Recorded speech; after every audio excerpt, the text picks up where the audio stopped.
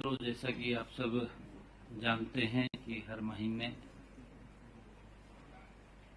जो हमारे लाभार्थी हैं, अलग अलग विभाग के तहत जो बेनिफिशरीज आते हैं, उनको हर 10 तारीख को बटन दबा करके उनके खाते में लाभ पहुंचाया जाता है। आज के इस जो बेनिफिशरीज योजनाओं का लाभ है, इस मौके पर हमारे अरुण गुप्ता जी, सभी हमारे अधिकारीगण, पत्रकार एवं छायाकार मित्रों, जैसा मैंने कहा भी है कि हर महीने जो हमारे बेनिफिशरीज हैं उनको योजनाओं का लाभ पहुंचता है। उसी कड़ी में आज हमने लाडो लक्ष्मी योजना की 10वीं किस्त आज जारी की है। सरकार का जो कमिटमेंट है, सरकार का जो संकल्प है, आदरणीय मोदी जी के नेतृत्व में हमारी वो सरकार उसको पूरा कर रही है। मुझे खुशी है कि इस योजना के तहत लगभग 10 लाख हमारी लाभार्थी बहन बेटियां, उनके खातों में आज 209 करोड़ 62 लाख रुपए की राशि डाली गई है। इसे मिलाकर के अब तक 10 किस्तों में 2042 लाख 242 करोड़ 31 लाख रुपए की राशि ये डाली जा चुकी है। 2042 करोड़ 31 लाख रुपए की राशि आज ये डाली जा चुकी है। मैं ये भी बताना चाहूंगा कि इस योजना को हमने पहले ही बजट के अंदर महिलाओं के लिए पैसा सुरक्षित किया था 5,000 करोड़ रुपए का। लगातार निरंतर बहनों के खाते में ये किस्त जा रही है। 25 सितंबर को दीनदयाल लाडो लक्ष्मी योजना की हमने पंडित दीनदयाल जी उपाध्याय उनके 109वें जन्मदिन के अवसर पर इसको हमने शुरू किया था। साथियों, पंडित दीनदयाल उपाध्याय जी के आगामी जन्म दिवस पर यह आय सीमा 1 लाख रुपए से बढ़ा करके 1,80,000 रुपए की जाएगी। ये भी हमने कहा था, उसका हमने बजट का भी उसके अंदर प्रावधान किया था। चालू वित्त वर्ष में बजट लाडो लक्ष्मी योजना के लिए हमने 6,500 करोड़ रुपए का प्रावधान उसमें किया था और हमने कहा था कि पंडित दीनदयाल उपाध्याय जी के जन्मदिन पर इस आय सीमा को बढ़ाया जाएगा। आज मैं ये बात कहता भी हूं उन महिलाओं से, उन परिवारों से कि जो परिवार 1,80,000 रुपए की आय सीमा में आते हैं, वे इस योजना के लिए सितंबर में फार्म भर सकेंगे। और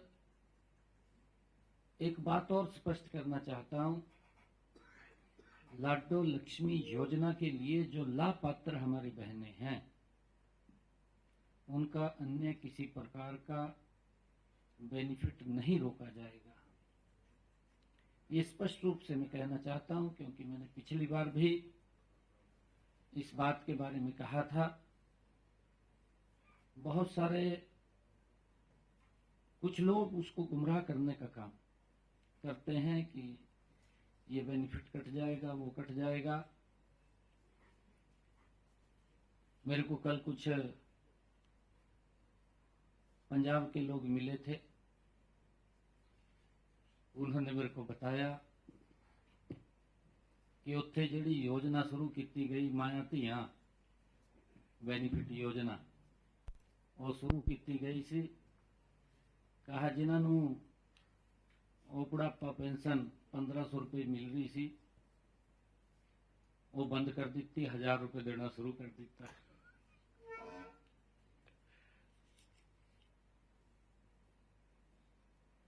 साथियों, जैसा मैंने कहा भी है कि जिहड़ी साडी सरकार ने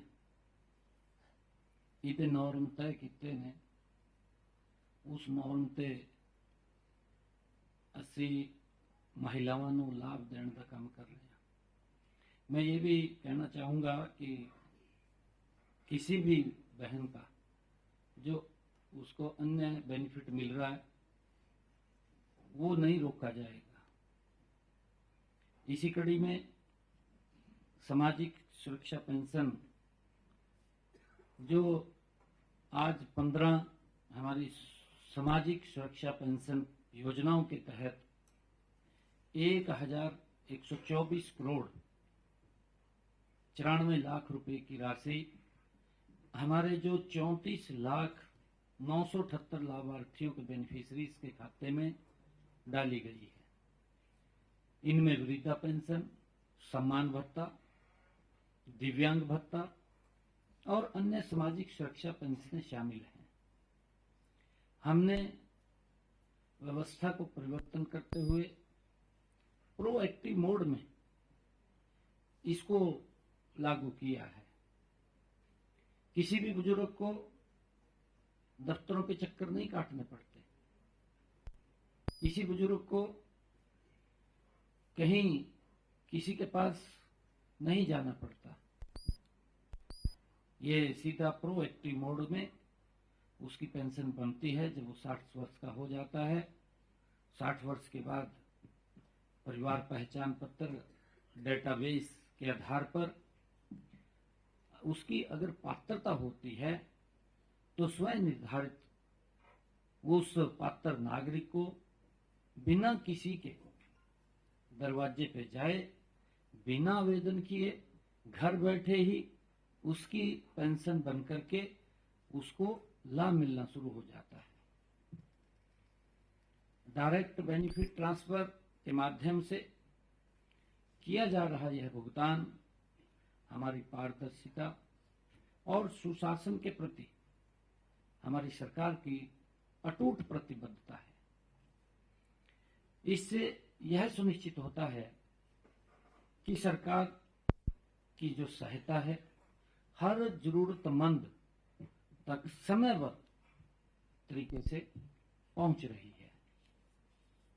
इसी कड़ी में आज हम दयालु योजना के तहत 6,224 परिवारों को 234 करोड़ 77 लाख रुपए की आर्थिक सहायता आज भेजी है। आज जारी की गई आर्थिक सहायता को मिलाकर के 83,536 परिवारों को 3,152 करोड़ 48 लाख रुपए की आर्थिक सहायता जारी की जा चुकी है। हमने गत 11 सितंबर को प्रदेश में कोई कुत्ते के काटने, आवारा पशु जैसे गाय, बैल, सांड, गधे, नीलगाय के हमले से अगर कोई किसी की मृत्यु हो जाती है या दिव्यांगता चोट लग जाती है तो उसको भी आर्थिक सहायता प्रदान करने का हमने दयालु 2 योजना के माध्यम से उसको लागू किया है। और इसी कड़ी में हर घर हर गृहिणी योजना के तहत आज मैंने गैस सिलेंडर रिफिल करवाने वाली हमारी 4,93,434 बहनों के बैंक खातों में, क्योंकि जब चुनाव चल रहा था, चुनाव के समय हमने कमिटमेंट किया था कि हम बहनों के रसोई में जिनकी पारिवारिक इनकम 1,80,000 रुपए तक है 500 रुपए का गैस का सिलेंडर भेजने का काम करेंगे। ऊपर की राशि बहनों के खाते में उनका भाई जमा कराने का काम करेगा।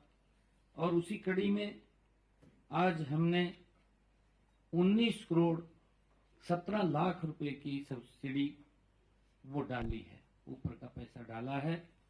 इस योजना में जो पात्र महिलाओं को हर महीने, जैसा मैंने बताया भी है, 500 रुपए का गैस का सिलेंडर उनकी रसोई में पहुंचता है। मैं ये भी बताना चाहूंगा कि आज की जो राशि हमने जारी की है, इस राशि को मिलाकर के आज तक 15,06,364 हमारी पात्र बहनों के खाते में 340 करोड़ रुपए की राशि आज जमा हो चुकी है। 340 करोड़ 14 लाख रुपए की राशि वो जमा हो चुकी है, वो राशि डाली जा चुकी है। क्योंकि सरकार का जो कमिटमेंट है, उस कमिटमेंट को सरकार पूरा कर रही है। और वही परिणाम है कि आदरणीय नरेंद्र मोदी जी की सरकार पर निरंतर लोगों का विश्वास प्रगाढ़ हो रहा है। विपक्ष झूठ फैलाता है, झूठ बोलता है, झूठ बोल करके बिना किसी विषय के, तथ्य के अपने के लिए भी हमें नहीं जानता, क्योंकि वो सोच रहा है कि शायद भूल के होंगे लोग। हो भी सकता है, क्योंकि जब जनरेशन चेंज होती है, पीढ़ी चेंज होती है, नई पीढ़ी को नहीं मालूम है कांग्रेस के क्या क्या कुकृत्य रहे, किस प्रकार से कांग्रेस ने लोगों को प्रताड़ित किया, किस प्रकार से लोग एजिटेशन करके कोई सुविधा का लाभ लेते थे। नई जनरेशन को नहीं पता उनके समय में क्या हालात बच्चों के साथ होते थे।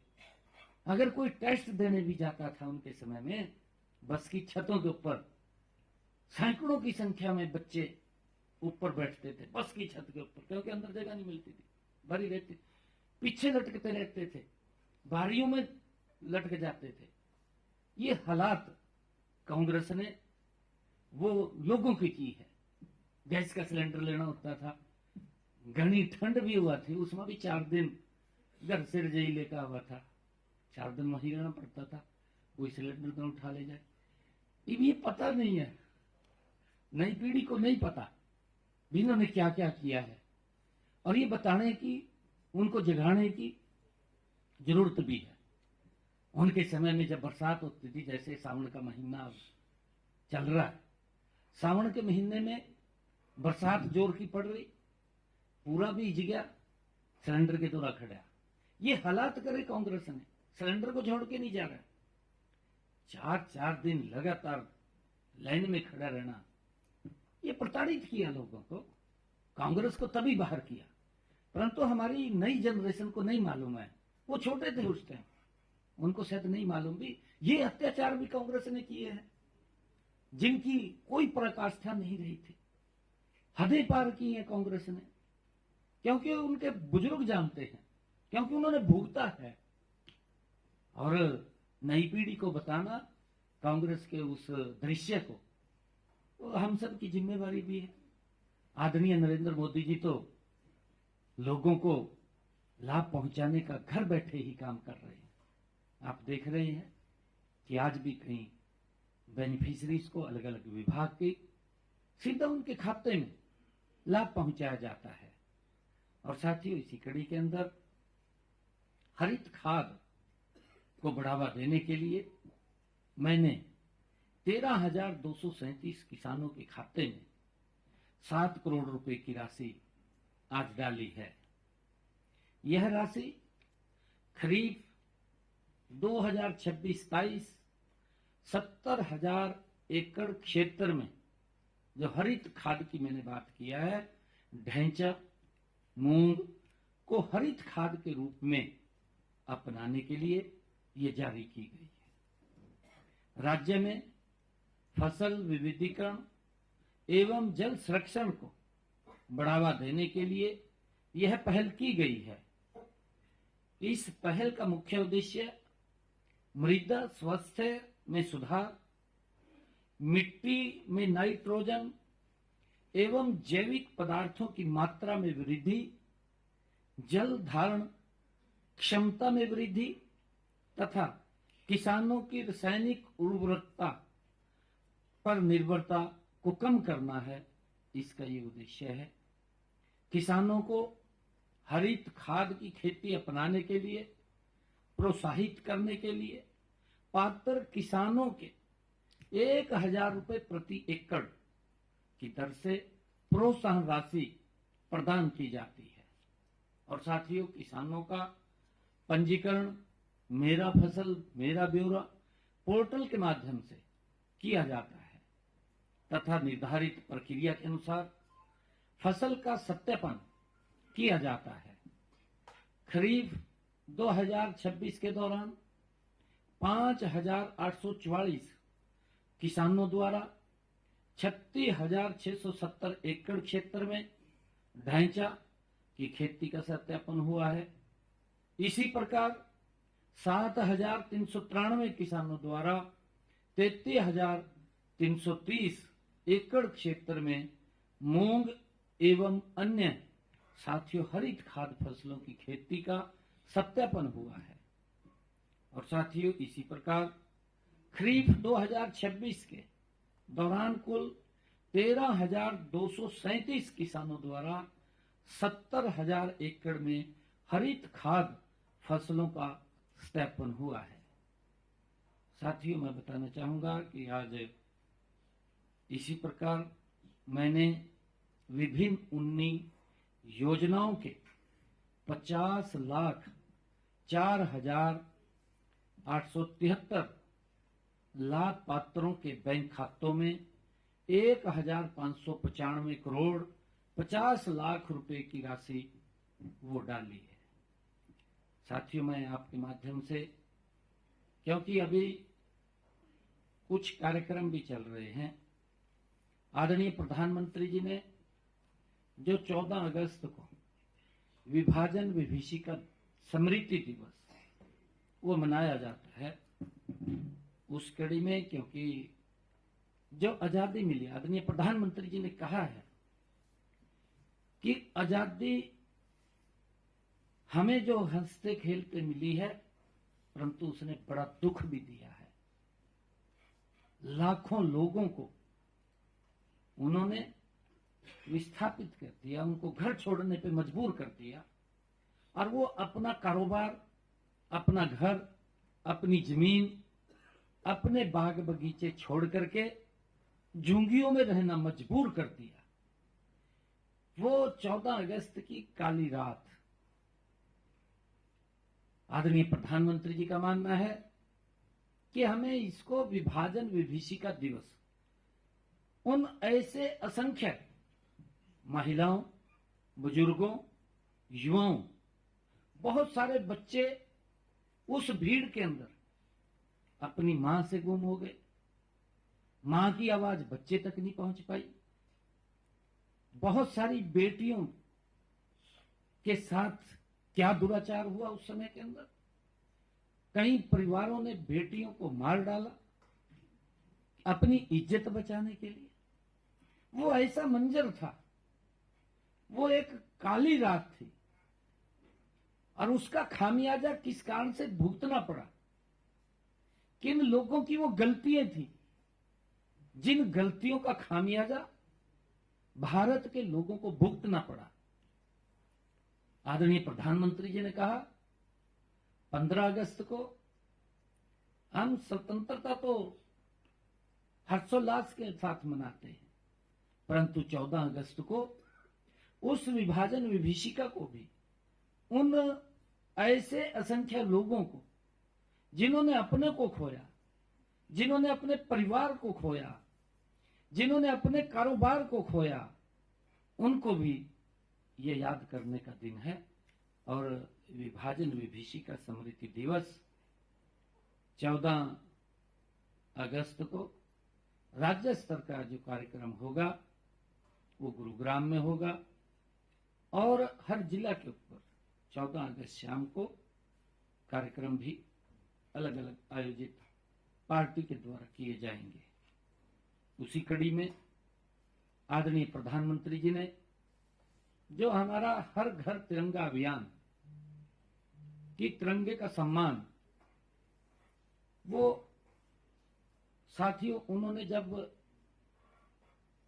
आजादी के 75 वर्ष अमृत काल का दौर चल रहा था, उस समय आदरणीय प्रधानमंत्री जी ने ये बात कही थी कि तिरंगा हर घर हर गली में हमें वो फहराना चाहिए, उसमें हमें यात्राएं निकालनी चाहिए, मोटरसाइकिल यात्राएं निकालनी चाहिए, पैदल यात्राएं निकालनी चाहिए, हर व्यक्ति को अपने प्रतिष्ठान पर तिरंगा फहराना चाहिए, हर व्यक्ति को अपने घर पर तिरंगा फहराना चाहिए। तिरंगे का सम्मान भी उतना जरूरी है, क्योंकि तिरंगे में हमारे उन असंख्य क्रांतिकारी वीरों की वो बलिदान छिपा है, जिनके कारण आज हम इस खुली हवा में सांस ले रहे हैं। आदरणीय प्रधानमंत्री जी का वो आह्वान आज जन आंदोलन बन चुका है। मुझे खुशी है कि 9 तारीख से यह अभियान शुरू हुआ। हम देख रहे नारनौल के अंदर लाखों की संख्या में यूथ तिरंगा हाथों में लेकर के भारत माता के जयघोष के नारों के साथ, वंदे मातरम के जयघोष के साथ उन्होंने मैराथन किया। ये मेरे लिए बड़ी खुशी की बात है। आज भी मेरा तिरंगा यात्रा का कार्यक्रम कुरुक्षेत्र में है। हर रोज हमारा मंत्रीगण, हमारे विधायकगण, पार्टी के हमारे सभी सदस्यगण, सभी दलों को साथ लेकर के, क्योंकि ये एक दल का विषय नहीं है। प्रधानमंत्री जी ने कि सभी ने मिलकर के तिरंगे को फहराना भी चाहिए, तिरंगे के सम्मान में हमने चलना चाहिए। भारतीय जनता पार्टी ने 9 तारीख से लेकर के ये 17 तारीख तक तिरंगा यात्राएं हमारे वो क्रांतिकारी वीर, वो शहीद जिन्होंने इस देश की आजादी, इस देश की रक्षा सुरक्षा के लिए अपने प्राणों को न्यौछावर किया है, ऐसे सब उनके जो वहां पर प्रतिमाएं लगी हुई हैं, ये यात्राएं रास्ते में जहां से रूट बनेगा, ये वहां तक उनको प्रणाम करते हुए, उनको सलाम करते हुए वो जाएंगी। ये पार्टी ने बड़ा कार्यक्रम आयोजित किया है, 9 तारीख से वो चल रहा है। और आदरणीय प्रधानमंत्री जी का जो उन्होंने आह्वान किया था, आज वो एक जन आंदोलन बन चुका है। आज हर घर के अंदर तिरंगा, हर प्रतिष्ठान पर तिरंगा, ये हम सबकी जिम्मेवारी भी है।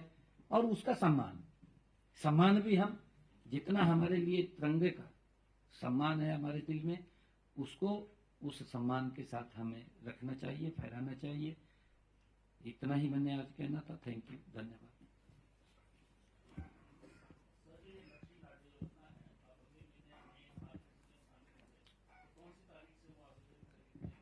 नहीं, वो जो पिछला तारीख थी, हमने पिछले सितंबर के अंदर रजिस्ट्रेशन शुरू किया था। 25 सितंबर से ये लाडो लक्ष्मी ऐप हमने जारी किया था 25 सितंबर से। उसके बाद उन्होंने रजिस्ट्रेशन किया। 1 नवंबर से हमने उनके खातों में पैसा पहुंचाना शुरू कर दिया और हमने ये कहा था कि इसको हम आगे बढ़ाएंगे अब 81 तक। अब बहुत ऐसे महिलाएं, परिवार उसमें शामिल हो जाएंगी जिनको इसकी आवश्यकता है।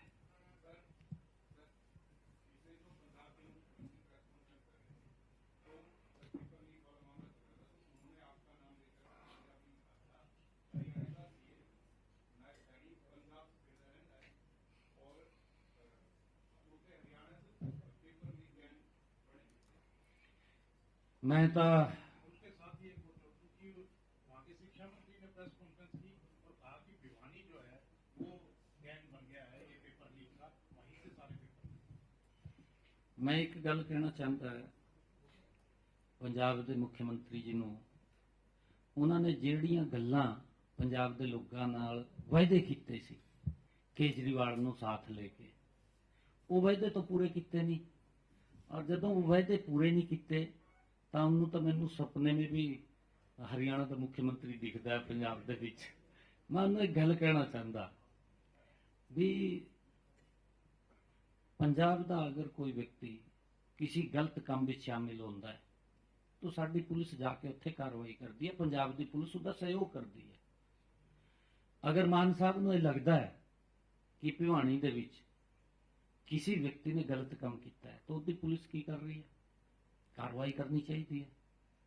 ਕਾਰਵਾਈ ਜਦੋਂ ਇੰਨਾ ਵੱਡਾ ਕੰਮ ਉਹਨੇ ਗਲਤ ਕੀਤਾ ਹੈ ਤਾਂ ਕਾਰਵਾਈ ਕਰਨੀ ਚਾਹੀਦੀ ਹੈ। ਪਰੰਤੂ ਬਦਨਾਮ ਕਰਨ ਦਾ, ਇਹਨਾਂ ਨੇ ਝੂਠ ਬੋਲਣ ਦਾ ਇਹ ਠੇਕਾ ਲੈ ਰੱਖਿਆ ਹੈ। ਇੱਥੇ ਝੂਠ ਨਹੀਂ ਚੱਲਦਾ। ਭਿਵਾਣੀ ਸਾਡਾ ਉਹ ਪਵਿੱਤਰ ਸਥਲ ਹੈ ਜਿਹਨੂੰ ਛੋਟੀ ਕਾਂਸੀ ਵੀ ਕਹਿੰਦੇ ਆ। ਮੇਰੇ ਲਈ ਬੜੇ ਗਰਵ ਦੀ ਗੱਲ ਹੈ, ਉਸ ਛੋਟੀ ਕਾਂਸੀ ਤੇ ਸਾਡੇ ਲਗਭਗ 5 골ਡ ਮੈਡਲ ਆਏ ਨੇ। ਉਹ ਇਤਿਹਾਸਿਕ ਭੂਮੀ ਹੈ ਭਿਵਾਣੀ। ਪਰੰਤੂ ਉੱਥੇ ਕੇਜਰੀਵਾਲ ਸਾਹਿਬ ਦਾ ਵੀ ਜ਼ਿਲ੍ਹਾ ਹੈ, ਉਹ ਵੀ ਸੋਚਣ ਦੀ ਗੱਲ ਹੈ। ਕੇਜਰੀਵਾਲ ਦਾ ਵੀ ਜ਼ਿਲ੍ਹਾ ਹੈ ਨਾ, ਉਹ ਛੋਟੀ ਕਾਸੀ ਹੈ। ਇਹ ਸੋਚਣ ਦੀ ਗੱਲ ਹੈ। ਇਹ ਝੂਠ ਨਹੀਂ ਬੋਲਣਾ ਚਾਹੀਦਾ। ਜਿਹੜੇ ਝੂਠ ਬੋਲ ਰਹੇ ਨੇ, ਝੂਠ ਫੈਲਾ ਰਹੇ ਨੇ।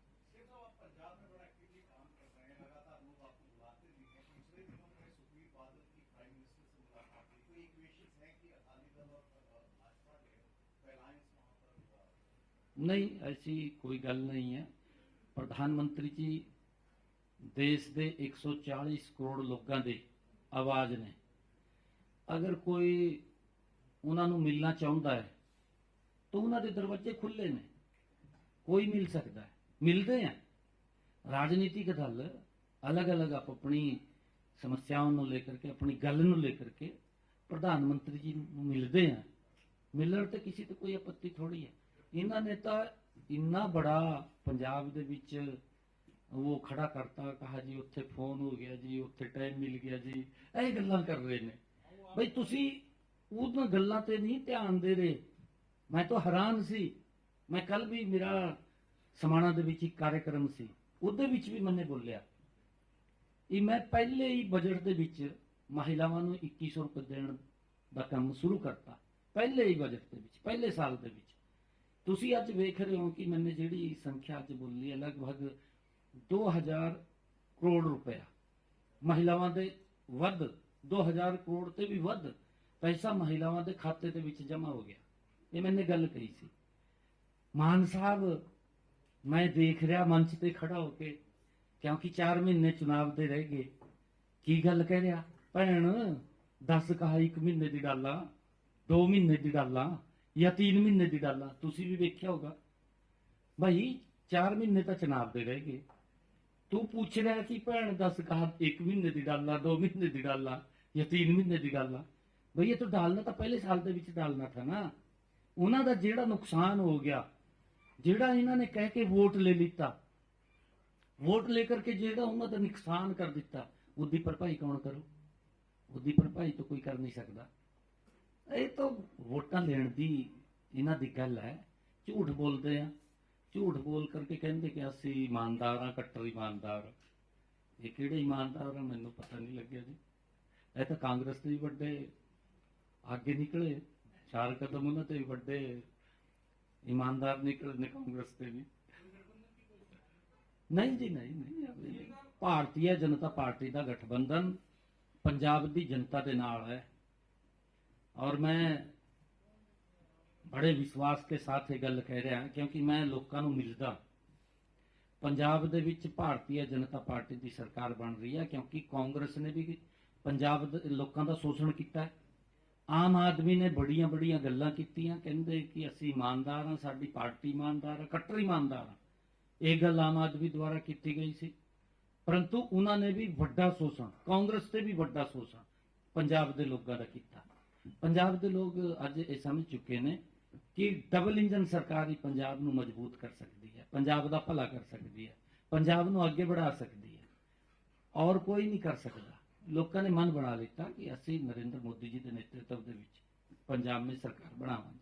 सीएम साहब, कांग्रेस के कुछ सांसद मेजबानी जो कॉमनवेल्थ की गुजरात कर रहा है उस पर विरोध जता रहे हैं। उनका ये कहना है कि हरियाणा को ये जो है अपॉर्चुनिटी मिलनी चाहिए थी, इस तरह की स्थिति बननी चाहिए थी कि यहाँ पर मेजबानी हरियाणा कर रहा है, क्योंकि मेडल इतने हरियाणा के खिलाड़ियों ने जीते। देखिए, सरकार की, नरेंद्र मोदी जी की जो स्पोर्ट्स पॉलिसी है, ये उसका परिणाम है।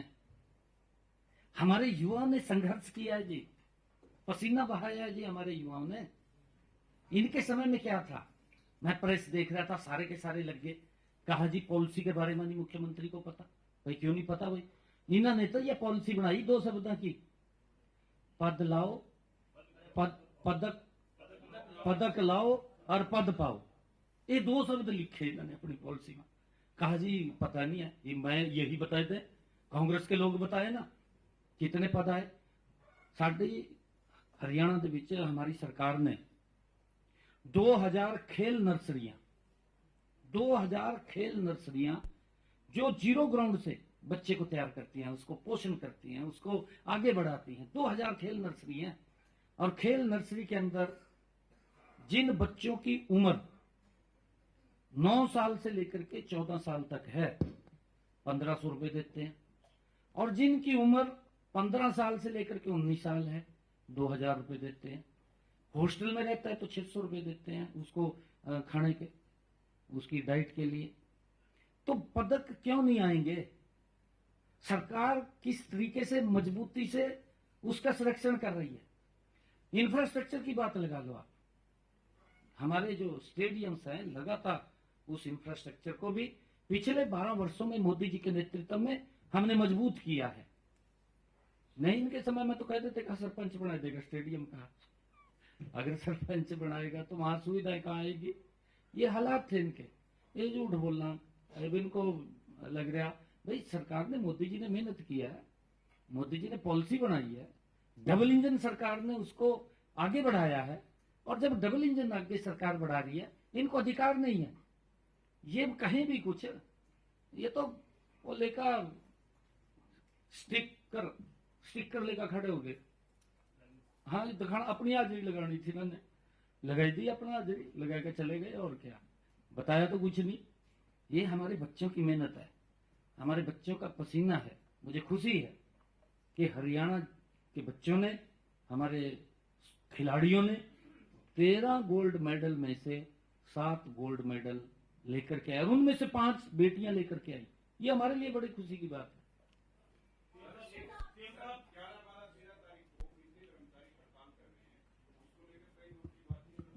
नहीं चल रही है बातचीत, थैंक यू, धन्यवाद। Thank you. आज की प्रेस